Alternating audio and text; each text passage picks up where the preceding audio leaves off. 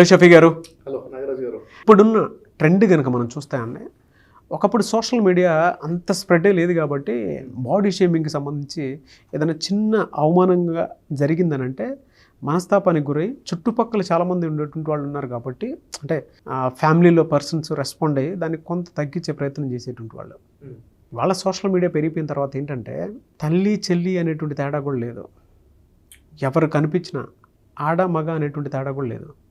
ఏ రకంగా ఉన్నా కూడా బాడీ షేమింగ్, ఇలా ఉన్నావు అలా ఉన్నావు, ఈ విధంగా ఉంది ఆ విధంగా ఉంది అని చెప్పే వీడియో మొత్తం పూర్తిగా చూడండి.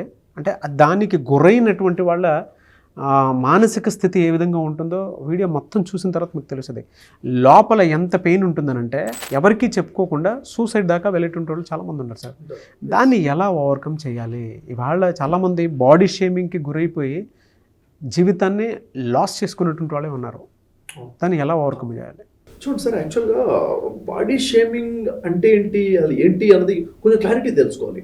చూడండి, ఇప్పుడు ఒక మనిషి యొక్క శరీర ఆకృతి, బాడీ స్ట్రక్చర్ ఏదైతే ఉందో దాన్ని తగ్గించుకుంటూ, దాన్ని అవమానపరుచుకుంటూ, కించపరుచుకుంటూ కామెంట్ చేయడం అంటే ఎదుటి వ్యక్తి హర్ట్ అవ్వడం, ఏంటి నేను బాగాలేనా అన్న ఒక ఆలోచనలోకి వచ్చే విధంగా. అంటే ఒక వ్యక్తితో ఏదైనా విషయంలో డ్యామేజ్ చేయాలంటే బాడీ షేమింగ్ చేస్తే చాలు, కాన్ఫిడెన్స్ పడిపోతుంది, సెల్ఫ్ ఎస్టీమ్ పడిపోతుంది, కంప్లీట్ డ్యామేజ్ చేసేయచ్చు.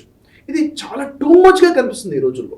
నిజంగా చూడండి సార్, ఉదాహరణకి ఎన్ని రకాలుగా చేస్తున్నారు అంటే, ఇప్పుడు ఒక వ్యక్తి యొక్క బాడీ వెయిట్ గురించి, అది ఏంట్రా అంతలాగా ఉన్నావు అని చెప్పేసి, అంటే చాలా కొంచెం ఓవర్ వెయిట్గా ఉంటే, వెయిట్ ఎక్కువగా ఉంటే అది పెద్ద పాపంలాగా, పెద్ద తప్పులాగా కామెంట్ చేయడం.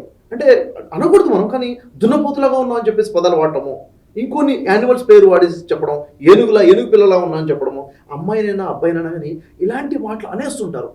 అనటం చాలా ఈజీగా ఉంటుంది, ఏముంది మాటే కదా, కానీ ఈ మాట ఎలా కుచ్చుకుంటుంది మనసులోకి అన్నది వీళ్ళకి అంచనాలు ఉండవు. ఒకసారి అది విన్న తర్వాత వాళ్ళు దాన్ని మాటికి ఆలోచించుకున్న తర్వాత ఒక రకమైన డిప్రెషన్లోకి వెళ్ళిపోతారు. నేను ఇలా ఉన్నానా అన్న ఫీలింగ్. సరే, లావుగా ఉన్న వాళ్ళు మాత్రమే ఇలా చేస్తున్నారా అంటే, వక్కగా ఉన్నావు అనుకోండి, ఏంట్రా అట్లా అస్థిపంజరంలో ఉన్నావు అని చెప్పేసి, అంటే ఏంటిది చర్మం తప్ప ఏమీ లేదు, ఒక హ్యాంగర్కి అలర్చినట్టు స్కిన్లా ఉన్నావు అని చెప్పేసి కామెంట్ చేసేవాళ్ళు ఉన్నారు. అంటే బాడీ వెయిట్ గురించి రకరకాలుగా మాట్లాడి కామెంట్ చేయడము, అంటే వాళ్ళ కాన్ఫిడెన్స్ దెబ్బతీసే విధంగా చేయడం. ఇంతేకాకుండా ఇప్పుడు హైట్ గురించి చూసుకున్నట్లయితే, ఒక వ్యక్తి హైట్ తక్కువ ఉన్నాడు అనుకోండి, వాడిని పొట్టోడని, టిల్లు అని చెప్పేసి, అంటే ఎలా కామెంట్ చేస్తారంటే, నేను నా జీవితంలో తప్పు చేసేసాను, ఇంకా నేను దేనికి పనికిరానేమో అన్న ఫీలింగ్లో క్రియేట్ అయ్యే విధంగా ఈ బాడీ షేమింగ్ చేస్తుంటారు. సరే, పొట్టిగా ఉన్నాడు కాబట్టి చేస్తున్నారా అంటే కాదు, కొంచెం హైట్ ఎక్కువగా ఉంటే ఏంట్రా కొంగలా ఉన్నావు, అంటే కరెంట్ పోల్లా ఉన్నావు ఏంటి అని చెప్పేసి వాడిని కామెంట్. అంటే హైట్ తక్కువ ఉన్నా ఎక్కువ ఉన్నా బరాబర్ ఉన్నా కానీ, అంటే వీడు ఎంత అనుకున్నారు ఇంకేదో వంక తీస్తాడు. ఈ బాడీ షేమింగ్లో ఎలా ఉంటుంది, ఒక శాడిజం చూపిస్తున్నారా అనిపిస్తూ ఉంటుంది. అంటే ఎదుటి వ్యక్తి మీద ఎంత హర్ట్ అవుతున్నాడు, వాడు ఎంత లోపల పెయిన్ తీసుకున్నాడు అన్నది ఈ షేమింగ్ చేసే వాళ్ళకి అంచనా కూడా ఉండదు, అసలు సెన్స్ లేదా అనిపిస్తుంటుంది వీళ్ళు చేసే విషయాన్ని బట్టి. ప్రతి విషయానికండి, అంటే స్కిన్ కలర్ ఉంది, అంటే ఈ కలరే ఉండాలి, ఇలా ఉంటేనే ఇదే స్టాండర్డ్ అని ఉందా ఎక్కడ? అలా కాదు. ప్రపంచ దేశాల్లో చూసుకుంటే ఒక్కొక్క ప్రాంతంలో ఒక్కొక్క కలర్ ఉంది, ఒక్కొక్క రాష్ట్రంలో ఒక్కొక్క కలర్ ఉంది. అలాంటి నువ్వు నల్లగా ఉన్నావు, నువ్వు నల్లోడివి అని చెప్పేసి ఎలా మాట్లాడతావు అంటే, నేను అంటే బ్లాక్గా ఉన్నాను కాబట్టి నలుగురిలో కలవడానికి నేను పనికిరానా అన్న ఫీలింగ్ వాళ్ళు క్రియేట్ అయ్యే విధంగా చేస్తుంటారు అనమాట. వాస్తవానికి అట్లా ఏం లేదు కదా, రంగుని బట్టి కాదు కదా, మంచితనం అనేది మనిషి యొక్క మనసును బట్టి ఉంటుంది అన్న విషయం మర్చిపోయేలాగా ఈ టీస్ చేయడం చాలా బ్యాడ్. చూడండి, ప్రతి చిన్న విషయాన్ని కూడా, ఐబ్రోస్ ఉన్నాయి, ఐబ్రోస్ ఇలా ఉన్నాయి అలా ఉన్నాయి, ఇంకా వాడు ఐబ్రోయింగ్ చేయించుకోవడం మొదలు పెడతాడు, అలా ఉన్నా కానీ వంక పెట్టడమే.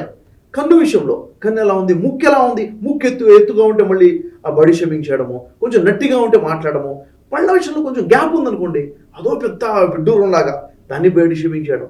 పళ్ళవి కొంచెం ఎత్తుగా ఉంటాయి, అదేదో జరిగిపోయింది అన్నట్టు, ఇంక నువ్వు సమాజానికి పనికిరావు అన్నట్లుగా, అంటే ప్రతి దాన్ని పిన్ పాయింట్ చేసి బాడీ షేమింగ్ చేయడం అన్నది నిజంగా చెప్పాలంటే అసలు ఏం జరుగుతుంది, ఇంత శాడిజం ఎందుకు వచ్చింది, ఒక మనిషిని పడేయడం కోసం ఇంతగా ఎందుకు చేస్తున్నారు అన్నది అర్థం కాని విషయం. బాడీ షేమింగ్ రకరకాలుగా అండి.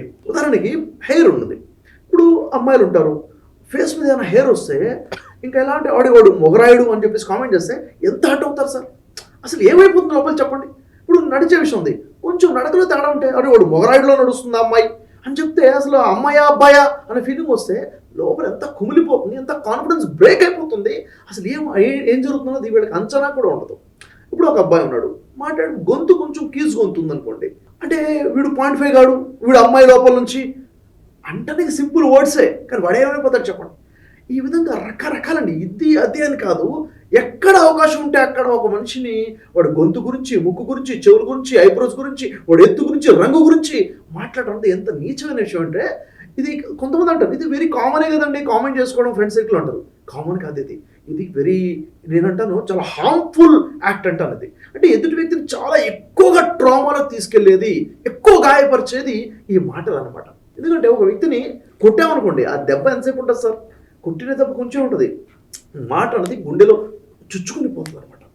అక్కడ నుంచి ఆలోచన మొదలైపోతాయి, క్వశ్చనింగ్, సెల్ఫ్ డౌట్ మొదలైపోతుంది. ఇది చాలా బ్యాడ్ విషయం నిజంగా చెప్పాలంటే. ఈ బాడీ షేమింగ్ అనేది ఈరోజు సోషల్ మీడియా వచ్చిన తర్వాత చాలా ఎక్కువగా పెరిగిపోతుంది. ఎవరైనా తన ఫోటో అప్లోడ్ చేస్తే దాని కింద చూడండి కామెంట్ చేయడం మొదలు పెట్టేస్తారు. నీకు మోటివ్లు ఉన్నాయిరా బాబు, నీ ఫేస్ ఇప్పుడు అద్దంలో చూసుకున్నావా, నువ్వు ఎలా ఉన్నావు, నీ ముఖం దీనిలా ఉంది అని ఎట్లా బాడీ షేమింగ్ చేస్తారంటే అసలు వీడికి అవసరం ఏంటి, ఇక్కడ అవసరం ఏంటని అర్థం కాదు. దీని యొక్క ఎఫెక్ట్ ఎంత బ్యాడ్గా ఉంటుంది అంటే నాగరాజు గారు ఇప్పుడు వరకు మాట్లాడుతున్న మొత్తం ఒక ఎత్తు అయితే, ఘోరమైన విషయం ఏంటంటే వైఫ్ అండ్ హస్బెండ్ మధ్య బాడీ షేమింగ్. పెళ్ళైంది కొన్ని సంసారం చేసేసారు, పిల్లలు కూడా పుట్టారు, పెళ్ళి 10 సంవత్సరాల తర్వాత కూడా అనే మాట ఏంటంటే, నీ ఎత్తుపళ్ళు ఉన్నాయి, నువ్వు పొట్టిగా ఉన్నావు, నువ్వు లాభైపోయావు, అసలు నువ్వు నాకు సెట్ అవ్వవు అని చెప్పేసి మాట్లాడుతుంటే ఎంత కుమిలిపోతుంది సార్ భార్య. అంటే ఈ బాడీ షేమింగ్ అనేది ఒక శాడిజం లా అనిపిస్తుంటుంది అనమాట. అంటే ఇప్పుడు వైఫ్ ఉంది, ప్రెగ్నెంట్ అవుతుంది, హార్మోన్ ఇంబ్యాలెన్స్ అవుతుంది, ప్రెగ్నెంట్గా ఉన్నప్పుడు కొంచెం మంచిగా తిను అని చెప్తుంటారు కదా, మంచిగా తినమని చెప్తారు, న్యూట్రిషన్ ఫుడ్ కావాలి, ఎక్కువ తింటారు. మరి పిల్లలు పుట్టిన తర్వాత పాలు కోసమైనా కానీ తినమని చెప్తారు. అది తినే అలవాటు అవుతుంది, అక్కడ బాడీ వెయిట్ అవుతుంది, హార్మోన్ ఇంబ్యాలెన్స్ అవుతుంది. అది మొత్తం అర్థం చేసుకోకుండా నువ్వు ఓవర్ హైట్ అయిపోయావు, నువ్వు లావు అయిపోయావు, దున్నపోతులా ఉన్నావు అంటుంటే అసలు ఆ భార్య ఆ మనోవేదన ఏమై ఉంటుంది చెప్పండి, ఎంత ఎమోషన్స్ డిస్టర్బ్ అయి ఉంటాయి. చాలామంది సిచ్యువేషన్ ఎలా ఉంటుందంటే నాగరాజు గారు, ఫంక్షన్స్కి వెళ్ళేటప్పుడు కూడాను భార్యని తోడు తీసుకెళ్ళడానికి ఆలోచిస్తారు. ఎందుకంటే నా భార్య అందంగా లేదు అన్న ఆలోచనతో అసలు బయట ఇలా గ్యాదరింగ్ ఉందనేసి కూడా చెప్పని వాళ్ళు చాలా మంది ఉంటారు. అంతకంటే అవమానం ఇంకోటి ఉండదు సార్ అసలు. చెప్పండి, అంటే ఇప్పుడు నువ్వే ఎవరైనా నీ భార్య నువ్వు మాట అంటే నువ్వు డిఫెన్స్ చేయాల్సిన వాడివి, నువ్వే అంటుంటే ఇంకా తనకి ఎమోషన్స్ ఏమైపోతాయి, తను ఎంత ట్రామాలోకి వెళ్ళిపోతుంది, అసలు నా లైఫ్ ఏంటి అన్న క్వశ్చన్ మాకు రాదా? కొంతమంది భర్తలు కూడా అంటే వైస్ వర్సా అంటే ఒకవైపు అనట్లేదు, వైఫ్ కూడా నా హస్బెండ్ విషయంలో ఈ విధంగా మాట్లాడే వాళ్ళు ఉన్నారు.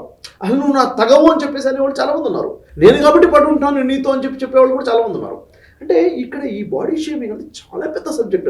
నాకు తెలిసి దీనికి గురైన వాళ్ళు 99% ఉంటారా అంటే ఆశ్చర్యపడాల్సిన అవసరం లేదండి.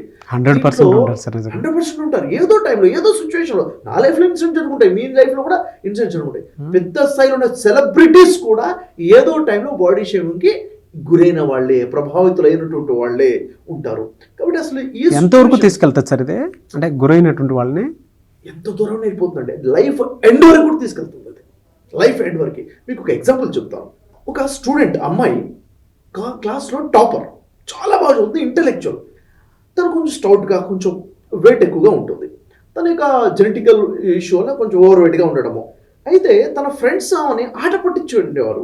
అరే నువ్వు బెంచ్ మీద కూర్చొని ప్లేస్ ఏ ఉండదు, నువ్వు ఇంత లావుగా ఉంటావు, ఈ డోర్ కూడా నీకు సరిపోదు అంటే ఎగ్జాగరేట్ చేసి హేళన పట్టించడము మొదలుపెట్టేవారు. అది ఫ్రెండ్ సర్కిల్లో ఒకసారి 2 సార్లు నడుస్తుంది, కానీ తర్వాత పేరు తీసుకోవడం మొదలుపెట్టిందా. ఏంటి నన్ను ఇట్లా అంటున్నారు, నేను నిజంగా ఎంత ఉన్నానా, నేను అసహ్యంగా ఉన్నానా, నేను ఇట్లా నవ్వులు పాలయ్యే విధంగా నా శరీరం ఉందా అన్న ఆలోచనలోకి వచ్చేసింది ఆ అమ్మాయి. ఇంకా ఆమెకి ఆట పట్టిస్తూ ఫ్యాటీ ఫ్యాటీ ఫ్యాటీ అని చెప్పేసి కొత్త పేరు పెట్టేశారు. ఆమె పేరు ప్రియాని ఫ్యాటీ అని పిలవడం మొదలు పెట్టేశారు. నేను బాధపడుతున్న విషయం కూడా బయట చెప్పుకోలేని పరిస్థితి. అంటే అన్నప్పుడు లోపల బాధపడటం. ఇన్సిడెంట్ ఎలా అంటే తను అలా బాధపడేటప్పుడు వాష్రూమ్లోకి వెళ్ళి అక్కడ ఏడ్చండి సిచ్యువేషన్ ఎదురయ్యి తనకి. అంటే ఆ బాధ చూసారా, అంటే అంత ఎమోషన్ డిస్టర్బ్ అవుతున్న అన్న విషయం వీళ్ళకి అర్థం అవ్వట్లేదు చూసారా. అంటే ఎదుటి వ్యక్తి ఫీలింగ్స్ కూడా అర్థం చేసుకోకుండా మాట్లాడే వాళ్ళు చాలా మంది ఉంటారు. ఈ సిచ్యువేషన్లో ఒకసారి ఇంటి దగ్గర ఏదో ఫంక్షన్ జరిగితే అక్కడ ఫ్రెండ్స్ రావడము, అక్కడే పదం వాడటం, రిలేటివ్స్కి ఈ విషయం తెలిసిపోయింది. అంటే ఇప్పుడు ఫ్యాటీ అని ఎవరు పిలవడం మొదలు పెడుతున్నారు, రిలేటివ్స్, నైబర్స్ కూడా ఇంకా వినాశక్యంగా లేకుండా అయిపోయింది అనమాట. ఎంత ఎమోషనల్ డిస్టర్బ్ అయిపోయిందంటే స్కూల్కి ఎప్పుడైనా వెళ్ళాలి, ఎలా తప్పించుకోవాలన్న ఆలోచనకు వచ్చింది టాపర్. స్కూల్కి వెళ్ళాలంటే అక్కడ ఫ్రెండ్స్ అనే మాటలు అనలేక వినలేక ఆ యాంగ్జైటీ వచ్చేసి స్కూల్కి తప్పించుకోవాలంటే అమ్మ నాకు కడుపులో నొప్పి ఉంది, ఈరోజు నేను వెళ్ళాను, అమ్మ నాకు తలనొప్పి ఉంది, నేను వెళ్ళాను. వారానికి 4 రోజులు డుమా కొట్టే ప్రయత్నం. ఎందుకు? ఇక్కడ ఏమైపోయింది చూసారా, అంటే స్కూల్కి దూరం అయిపోయింది, స్టడీస్కి దూరం అయ్యే పరిస్థితి వచ్చేసింది, ఫోకస్ ఎడ్యుకేషన్ మీద పోయింది. ఎంత దూరం ఉన్నారు కదా, ఎంత దూరం పోతుంది చూడండి, ఎడ్యుకేషన్ మీద ఫోకస్ పోయింది. అంటే నిజంగా అమ్మాయి అనుకుంటుంది, నిజంగా కడుపులో నొప్పి ఉందేమో, నిజంగా తలనొప్పి ఉందేమో, వాళ్ళు ఏమంటున్నారు ఆరోగ్యం బాగాలేదేమో, అసలు ఎక్కడ ఇంపాక్ట్ అవుతుంది, ఎందుకు బాధపడుతుంది, రియలైజేషన్ ఎవరికి రావట్లేదు. ఇలాంటి పరిస్థితి ఇంకా సోషల్ గ్యాదరింగ్స్కి దూరం అయిపోయింది. ఇక్కడ చుట్టాలింటికి వెళ్ళాలి, రాను, ఎందుకు నన్ను ఈ విధంగా మాట్లాడతాను, నేను లావుగా ఉన్నాను కాబట్టి నన్ను అందరూ అసహించుకుంటారు అని చెప్పేసి తనను తానే అసహించుకునే స్థితికి వచ్చేసింది అనమాట. ఆ స్థాయికి వచ్చేసింది. ఒకసారి ఒక ఇన్సిడెంట్ ఏం జరుగుతుందంటే అమ్మాయి విషయంలో, స్కూల్లో ఒక గ్యాదరింగ్లో ఈమెకి స్టేజ్ మీదకి ఆహ్వానించడం జరుగుతుంది. ప్రియాని స్టేజ్ మీదకి ఆహ్వానించినప్పుడు కింద నుండి తనతో పడిన ఫ్రెండ్స్ అందరూ కూడాను ప్రియా ప్రియా అని నిలిచేవాళ్ళు ఫ్యాటీ ఫ్యాటీ అని అనడం మొదలు పెడతారు. ఈ ఇన్సిడెంట్ జరిగింది, నేను చెప్తున్న స్టోరీ కాదండి, ఇన్సిడెంట్ చెప్తున్నాను, జరిగిన చెప్తున్నాను.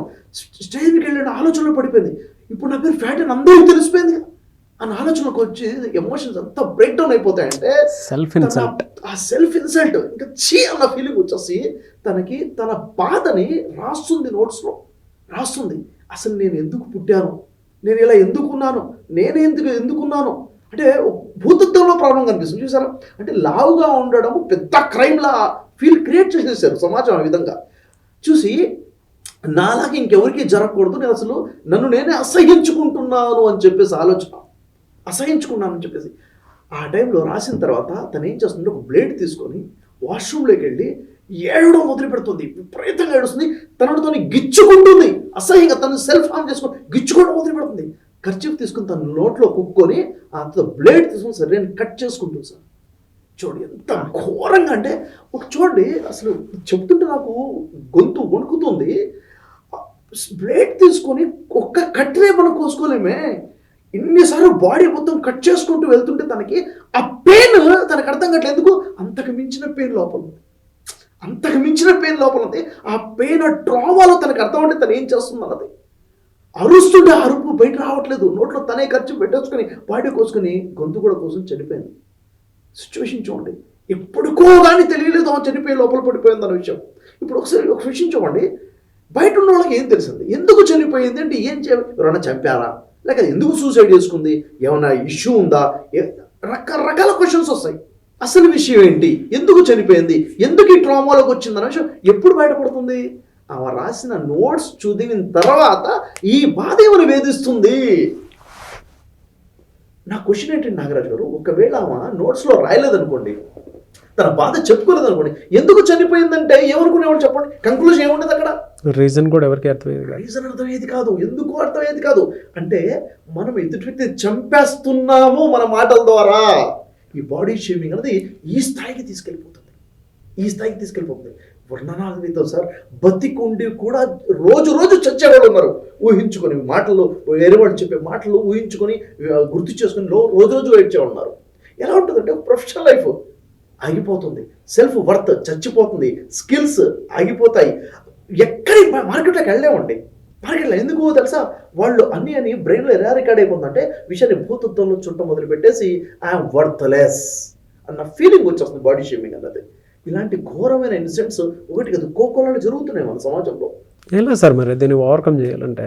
చూడండి సార్, ఒకటి ఏంటంటే అసలు ఈ బాడీ షేమ్ వల్ల ఇలా అంటే ఒక వ్యక్తి యొక్క శరీరాన్ని ఈ విధంగా కామెంట్ చేసి అపహాస్యం చేయడం వల్ల ఎదుటి వ్యక్తికి ఇంత డ్యామేజ్ అవుతుందన్న విషయం ఎడ్యుకేట్ అవ్వాలి ఫస్ట్.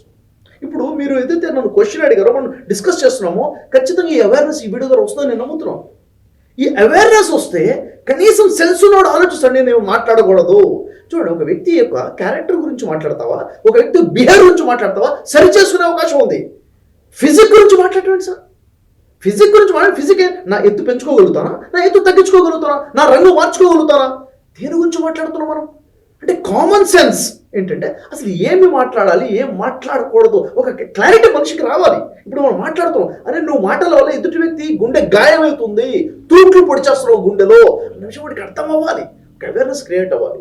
రెండో విషయం ఏంటంటే ఇక్కడ ఇప్పుడు ఒక వ్యక్తి ఎవరు అంటున్నారు, మనకు మాట అంటున్నారు, అసలు నాకున్న క్లారిటీ ఏంటి, చాలా మంది బాధపడుతున్నాం కదా, బాధపడే వాళ్ళతో నేను చెప్తున్నానండి. ఎంతమంది నన్ను ఇలా అంటున్నారు, నన్ను కామెంట్ చేస్తున్నారు, విక్టిమ్స్, వాళ్ళతో నేను చెప్పేది ఏంటంటే ఫస్ట్ ఒక క్లారిటీలో మనం రావాలి.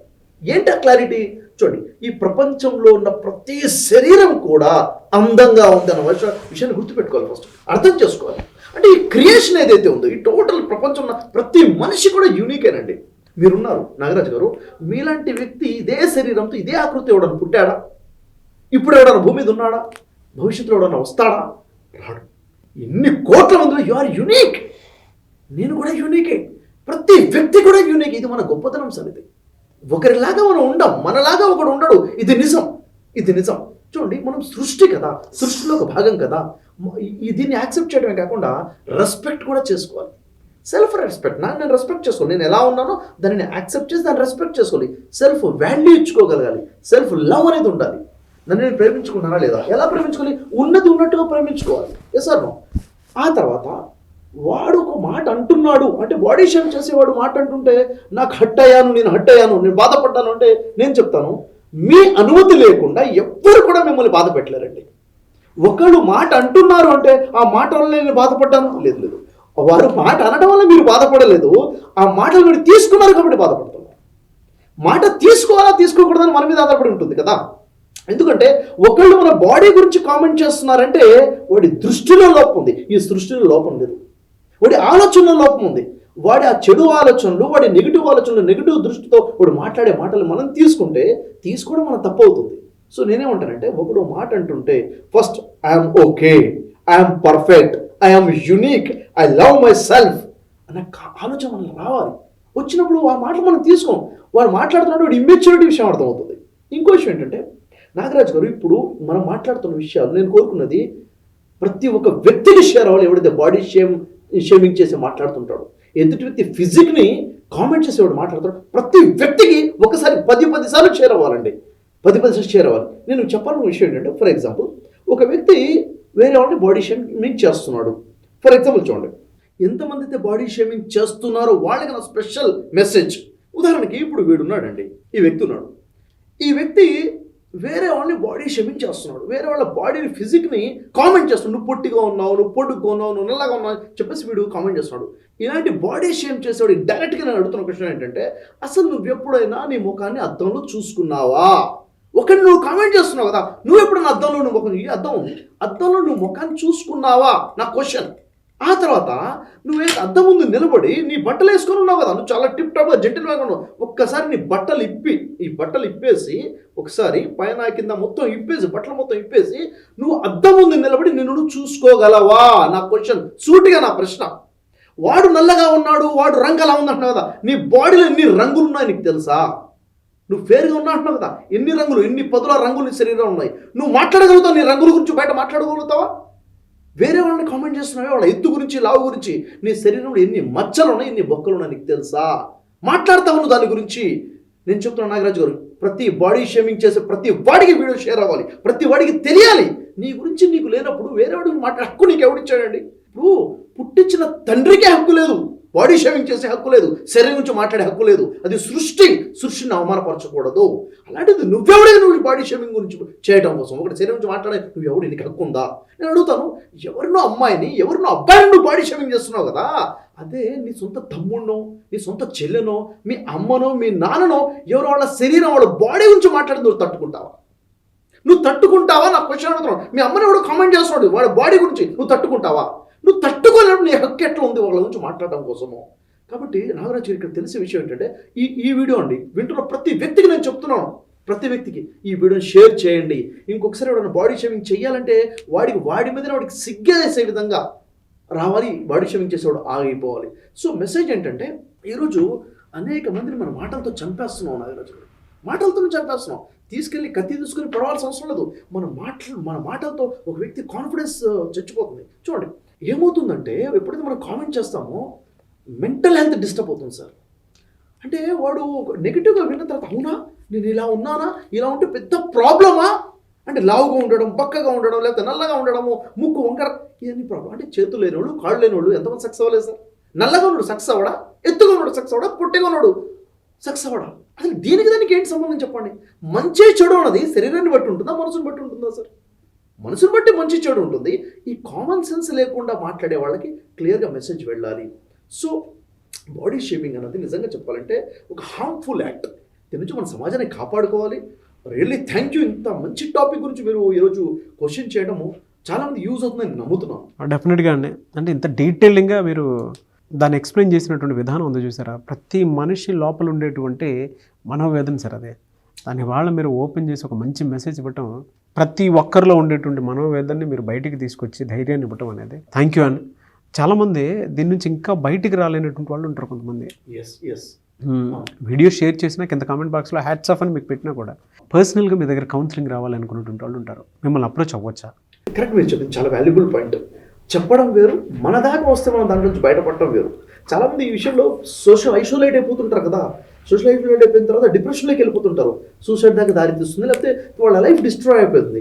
అలాంటి వాళ్ళ సెల్ఫ్ వాళ్ళుగా నెగిటివ్ థాట్స్ని పాజిటివ్గా మార్చుకొని బయటపడే ప్రయత్నం చేయగలుగుతారు. నాకు నమ్మకం చేస్తారు. ఒకవేళ లేదు సార్ మాకు సపోర్ట్ కావాలంటే ఖచ్చితంగా అలాంటి వారి కోసం మనం ఉన్నాము. థెరపీ ఇద్దాము, రిలాక్సేషన్ ద్వారా వాళ్ళ థాట్స్ నుంచి బయటపడేదానికి పూర్తిగా సపోర్ట్ చేయొచ్చు మనం వాళ్ళకి. డెఫినెట్గా ఎమోషనల్ బ్యాలెన్స్ అవ్వకుండా ఇప్పటికీ చాలామంది ట్రామాలో ఉండిపోయి సూసైడ్ వరకు వెళ్ళినటువంటి వాళ్ళు వీడియో చూసిన తర్వాత డెఫినెట్గా మీరు షఫీ గారిని అప్రోచ్ అవ్వాలి అనుకుంటే స్క్రీన్ మీద మీకు కాంటాక్ట్ నెంబర్ కనిపిస్తుంది. మీ పిల్లలు మీకు తెలియకుండా చాలా బాధపడుతూ ఉంటారు. వాళ్ళని వేరే వాళ్ళు మనోవేదనకు గురి చేసేటువంటి పరిస్థితులు మనం చూస్తూ ఉంటాం. కాబట్టి మీరే మీ పిల్లలకు ధైర్యాన్ని నింపి ఈ వీడియో చూసిన తర్వాత షఫీ గారి దగ్గరికి అప్రోచ్ అవ్వాలి అనుకుంటే స్క్రీన్ మీద మీకు కాంటాక్ట్ నెంబర్ కనిపిస్తుంది. దానికి మీరు కాల్ ఆర్ మెసేజ్ వాట్సాప్ చేసి అపాయింట్మెంట్ బుక్ చేసుకొని మీరు అప్రోచ్ అవ్వచ్చు. ఈ వీడియో లైక్ చేయండి, షేర్ మాత్రం తప్పకుండా చేయండి. ఇలాంటి మరిన్ని వీడియోస్ కోసం మా ఛానల్ ఫాలో అవ్వండి. Thank you so much Shafi garu. Thank you Nagaraju గారు.